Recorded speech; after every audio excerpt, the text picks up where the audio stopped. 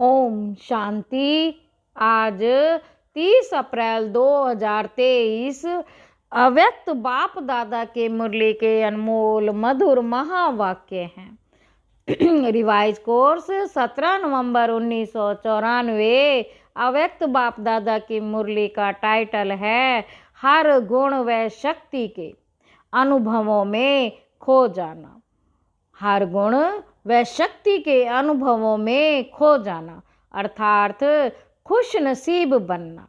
बाबा कहते आज प्यार के सागर बाप दादा अपने प्यार स्वरूप बच्चों से मिलन मना रहे हैं। बाप का भी प्यार बच्चों से अति है और बच्चों का भी प्यार बाप से अति है। ये प्यार की डोर बच्चों को भी खींच कर लाती है और बाप को भी खींच कर लाती है। बाबा कहते बच्चे जानते हैं कि ये परमात्म प्यार कितना सुखदाई है। अगर एक सेकंड भी प्यार में खो जाते हो तो अनेक दुख भूल जाते हैं। बाबा कहते अगर एक सेकंड भी परमात्म प्यार में खो जाते हो तो अनेक दुख भूल जाते हैं। सुख के झूले में झूलने लगते हो, ऐसा अनुभव है ना? ऐसा अनुभव है ना? बाप दादा देख रहे हैं कि दुनिया के हिसाब से आत्माएं कितनी साधारण हैं, लेकिन भाग्य कितना श्रेष्ठ है। जो सारे कल्प में चाहे कोई धर्म आत्मा हो, महान आत्मा हो, लेकिन ऐसा श्रेष्ठ भाग्य ना तो किसी को प्राप्त है ना हो सकता है। अति साधारण और अति श्रेष्ठ भाग्यवान बाप दादा को साधारण आत्माएं ही पसंद हैं। क्यों? बाप स्वयं भी साधारण तन में आते हैं। बाबा कहते बाप स्वयं भी साधारण तन में आते हैं, कोई राजा के तन में या रानी के तन में नहीं आते, कोई धर्मात्मा महात्मा के तन में नहीं आते। साधारण तन में स्वयं भी आते हैं और बच्चे भी साधारण ही आते हैं। आज का करोड़पति भी साधारण है। साधारण बच्चों में भावना है और बाप को भावना चाहिए, ध्येय भान वाले नहीं चाहिए।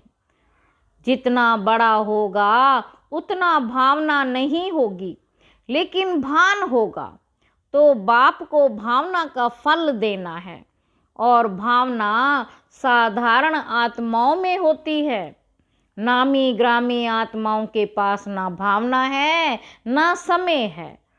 तो बाबा कहते कि बाप देख रहे हैं कि कितने साधारण कितने श्रेष्ठ भावना का फल प्राप्त कर रहे हैं। इसलिए ड्रामा अनुसार संगम युग में साधारण बनना ये भी भाग्य की निशानी है, क्योंकि संगम पर ही भाग्य विधाता भाग्य की श्रेष्ठ लकीर खींच रहे हैं।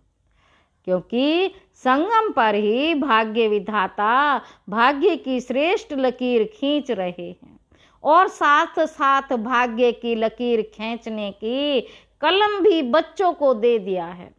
कलम मिली है ना, भाग्य की लकीर खींचना आता है। कितनी लंबी लकीर खींची, छोटी मोटी तो नहीं खींच ली। जितना चाहे उतना भाग्य बना सकते हो। खुली छुट्टी है और सभी को छुट्टी है, चाहे नए हो चाहे पुराने हो। सप्ताह कोर्स किया, बाप को पहचाना और बाप भाग्य का कलम दे देता है। यही परमात्म प्यार है। प्यार की निशानी क्या होती है? बाबा पूछ रहे हैं प्यार की निशानी क्या होती है? जो जीवन में चाहिए वह अगर किसी को देता है तो वही प्यार की निशानी है। तो बाप के प्यार की निशानी है जो जीवन में चाहिए वो सर्व कामनाएं पूर्ण कर देते हैं। खुशी शांति तो चाहिए ना। अगर कोई वस्तु एक दो को देते हैं तो उससे सुख मिलता है ना।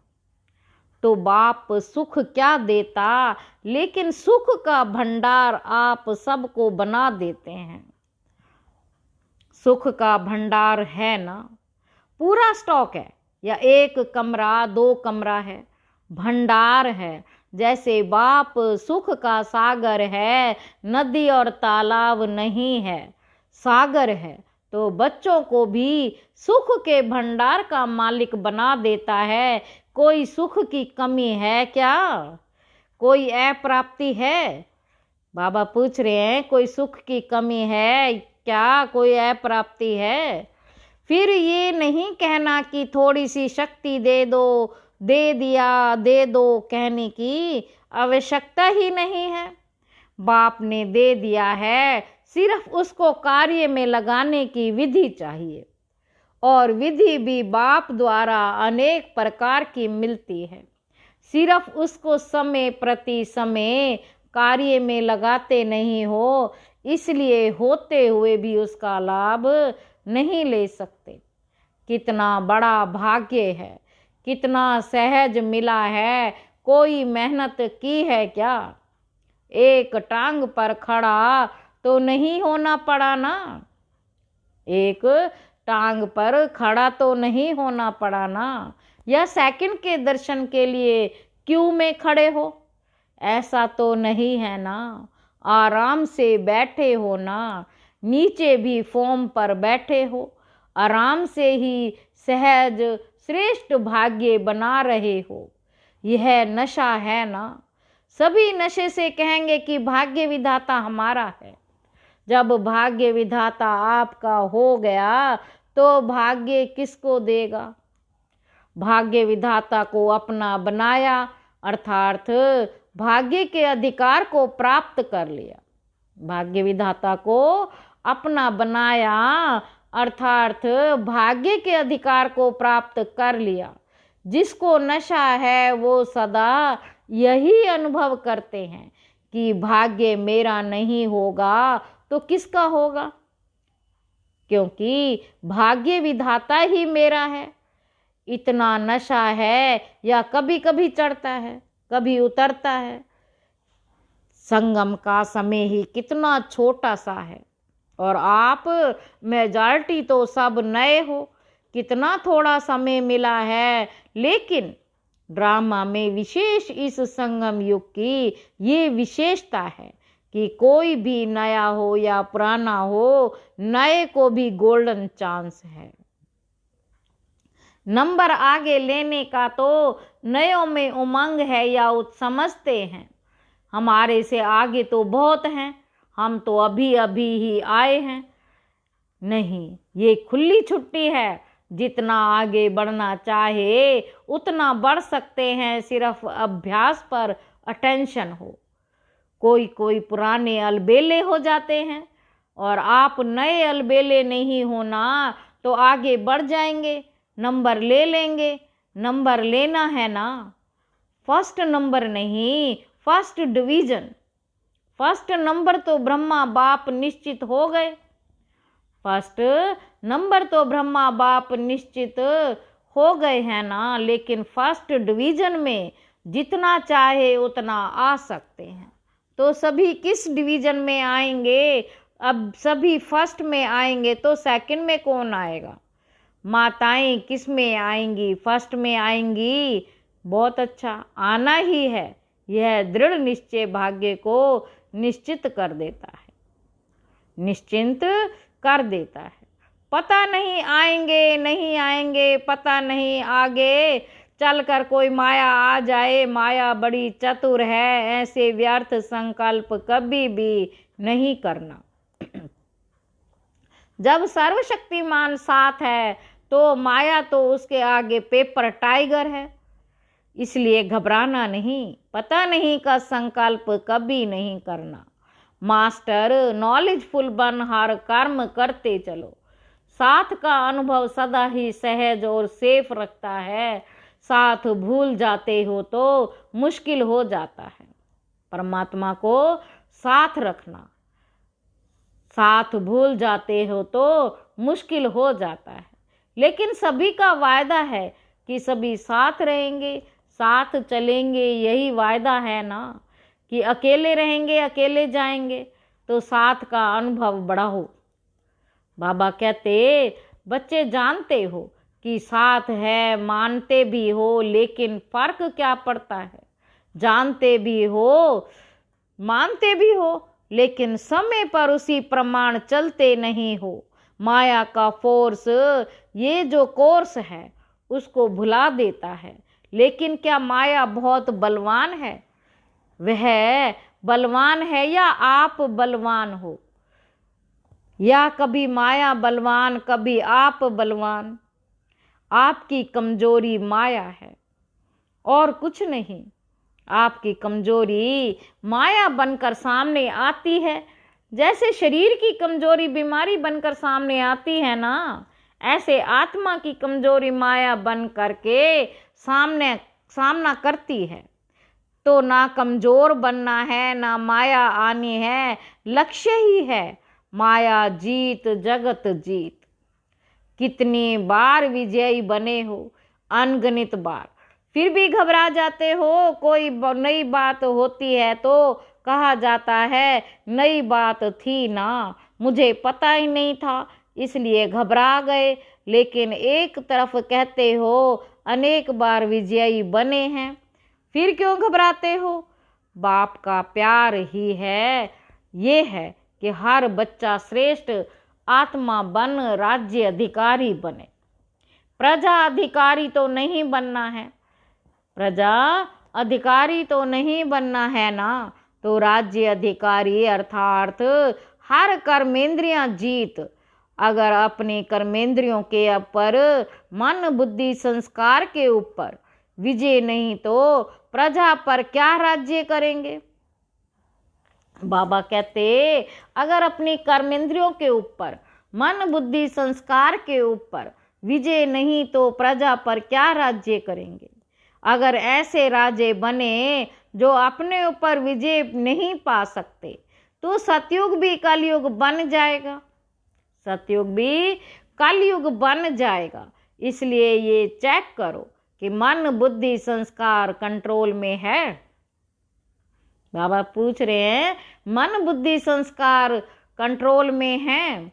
मन आपको चलाता है या आप मन को चलाने वाले हो?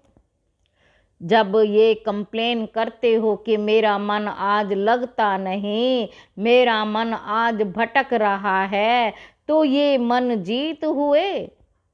आज मन उदास है, आज मन और आकर्षण की तरफ जा रहा है, ये विजय के संकल्प हैं।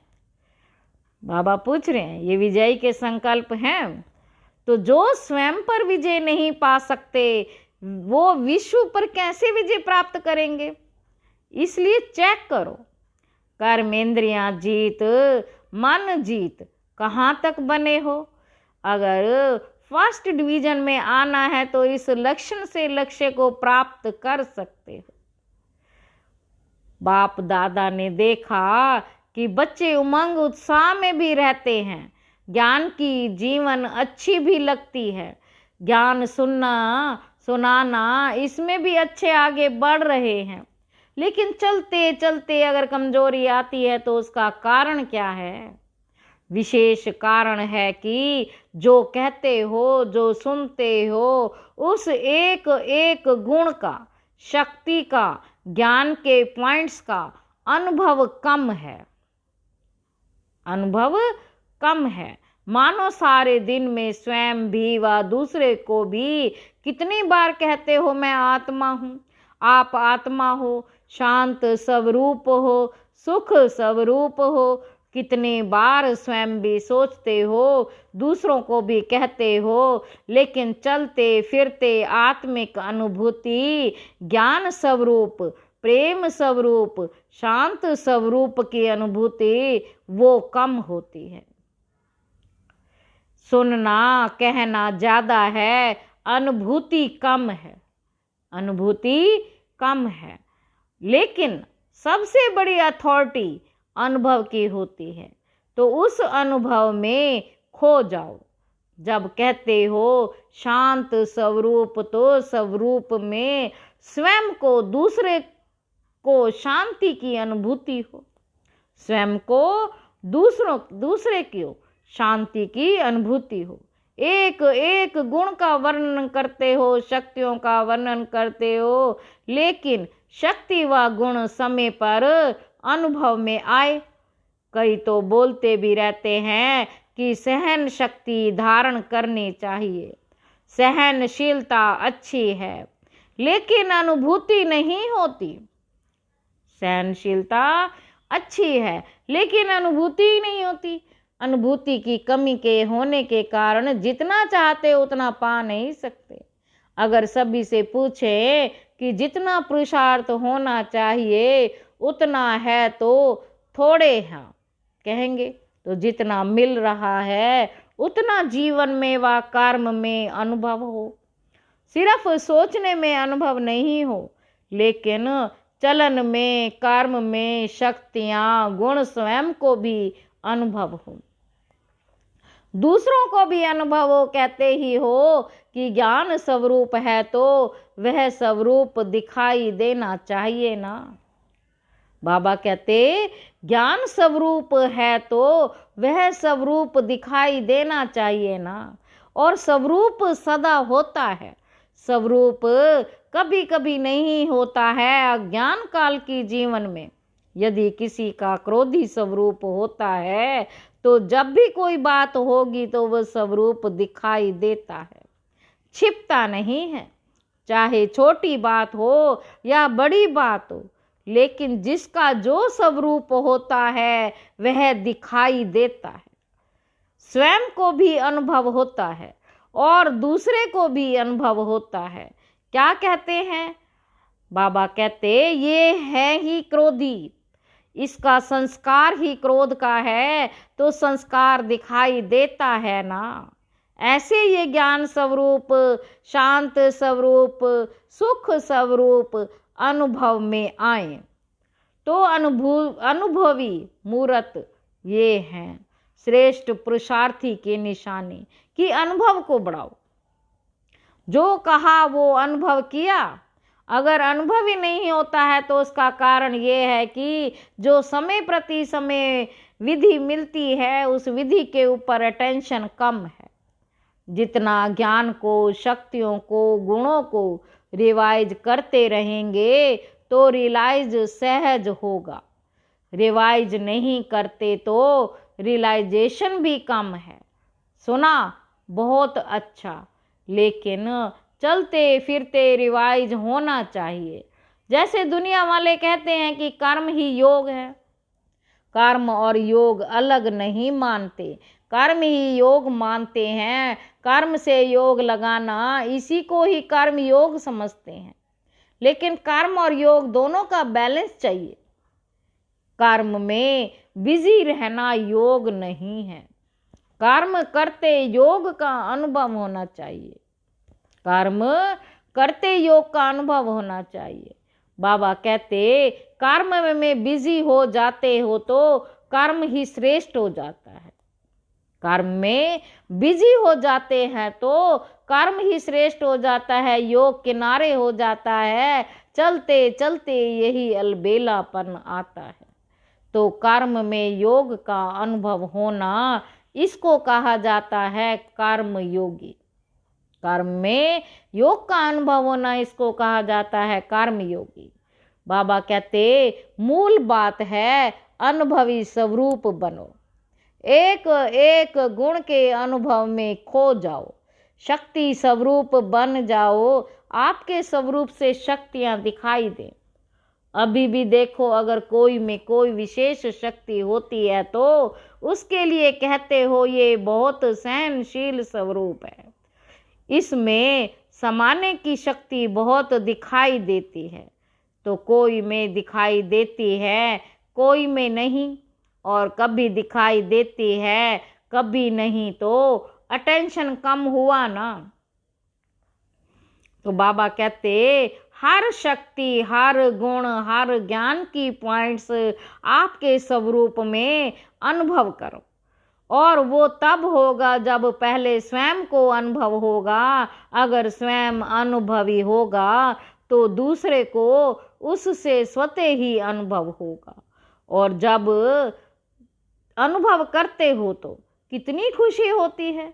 एक सेकंड भी अगर किसी गुण व शक्ति का अनुभव होता है तो कितनी खुशी बढ़ जाती है।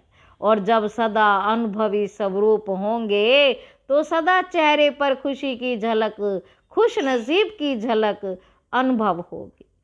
तो अनुभव को बढ़ाओ, विधि तो स्पष्ट है ना। अच्छा, सभी खुश नसीब हो तो हो ही, लेकिन विशेष खुशी मनाने आए हो तो सबको खुशी मिली है। बाबा कहते सब आराम से रहे हुए हो। मन आराम में है तो तन को आराम मिल ही जाता है। ये तो होना ही है। जितना स्थान बढ़ाएंगे उतना कम होना ही है। ये भावी है, उसको क्या करेंगे। और अच्छा है, रिहर्सल हो जाती है। जहाँ बिठाओ, जैसे बिठाओ, जैसे सुलाओ, इसकी रिहर्सल हो जाती है। तो पट में सोना अच्छा है, पट राजा बन गए ना। शास्त्रों में तो पटरानी और पटराजा का बड़ा गायन है। आप तो बहुत सहज बन गए। कोई तकलीफ है? बाबा पूछ रहे हैं, कोई तकलीफ है?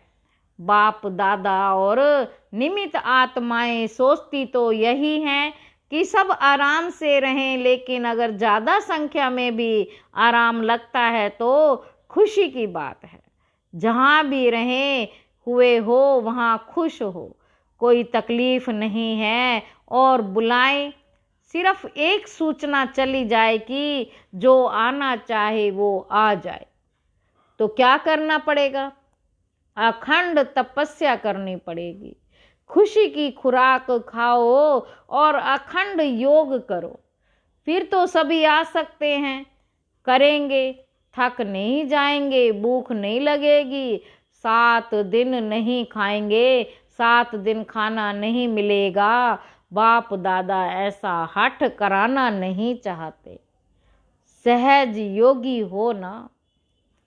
बाबा कहते ये परमात्म मिलन कम भाग्य नहीं है, ये परमात्म मिलन का श्रेष्ठ भाग्य कोटों में कोई आप आत्माओं को ही मिलता है। अच्छा, मिल लिया ना। भक्ति में तो जड़ चित्र मिलता है और यहाँ चैतन्य में बाप बच्चों से मिलते भी हैं, रूह रिहान भी करते हैं। तो ये भाग्य कोई कम है? फिर भी आप सब लक्की हो।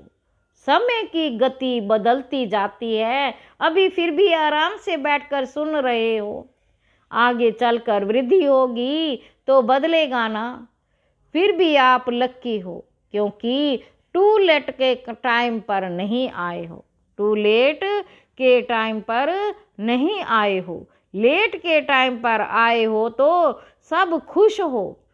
अच्छा, चारों ओर के सर्वश्रेष्ठ भाग्य के विधाता, चारों ओर के सर्वश्रेष्ठ भाग्य विधाता के भाग्यवान आत्माओं को, भाग्य विधाता के भाग्यवान आत्माओं को सदा मन जीत जगत जीत के निश्चय और नशे में रहने वाले, सदा हर गुण शक्ति और ज्ञान के अनुभवी आत्माएं, सदा बाप को साथ रखने वाले कंबाइंड स्वरूप आत्माएं, सदा श्रेष्ठ भाग्य की लकीर को सहज श्रेष्ठ बनाने वाले ऐसे अति समीप और श्रेष्ठ आत्माओं को बाप दादा का याद प्यार और नमस्ते। हम रूहानी बच्चों की रूहानी बाप दादा को याद प्यार और नमस्ते। बाबा शुक्रिया, बाबा शुक्रिया। आज की अव्यक्त मुरली का वरदान है वाणी और मनसा दोनों में। वाणी और मनसा दोनों से एक साथ सेवा करने वाले सहज सफलता मूर्त भव। वाचा के साथ साथ संकल्प शक्ति द्वारा सेवा करना, यही पावरफुल अंतिम सेवा है। जब मनसा सेवा और वाणी की सेवा दोनों का कंबाइंड रूप होगा तब सहज सफलता होगी। इससे दुगनी रिजल्ट निकलेगी। वाणी की सेवा करने वाले तो थोड़े होते हैं, बाकी रेख देख करने वाले दूसरे कार्यों में जो रहते हैं उन्हें मनसा सेवा करनी चाहिए। इससे वायुमंडल योग युक्त बनता है। हर एक के समझे मुझे सेवा करनी है तो वातावरण भी पावरफुल होगा और सेवा भी डबल हो जाएगी। आज के मुरली का स्लोगन है, सदा एक रस स्थिति के आसन पर विराजमान रहो। सदा एक रस स्थिति के आसन पर विराजमान रहो तो अचल अडोल रहेंगे। अच्छा, ओम शांति।